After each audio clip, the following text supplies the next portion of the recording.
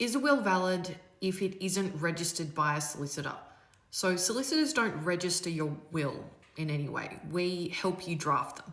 Wills are legal documents, and for most people, when you're getting a legal document done that is as important as a will, you might want a solicitor to help you do that because you want peace of mind in knowing that the document that's drafted is actually going to meet the requirements of a valid Australian will. Now, nothing stops you drafting something yourself without a lawyer at all. You can do that, but the risk is that whatever you draft may not meet the requirements of a valid will.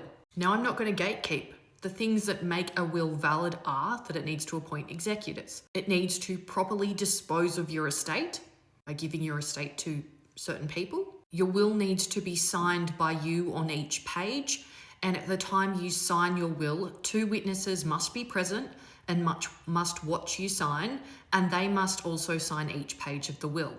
The will needs to be dated. And after you have signed your will and the witnesses have also signed it, you can't then amend your will.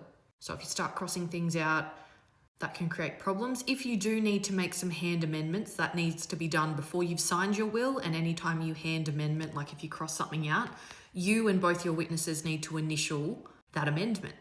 They are the basic requirements for a will in Australia.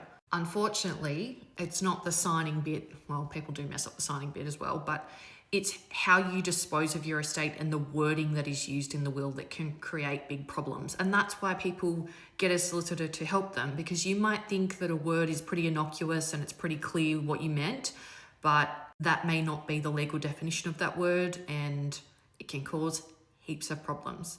The other common issues that I see when people try to draft their own will is not really thinking it through. Like, you might just appoint one executor and one beneficiary, and then what happens if that person has died? Or where people start giving specific gifts and start saying, well, I give my house to John Smith and I give my car, but then you forget about your bank accounts and your shares and all of the other stuff, and it leaves what we call partial intestacies. So you certainly don't have to have a solicitor help you draft your will. It's just recommended.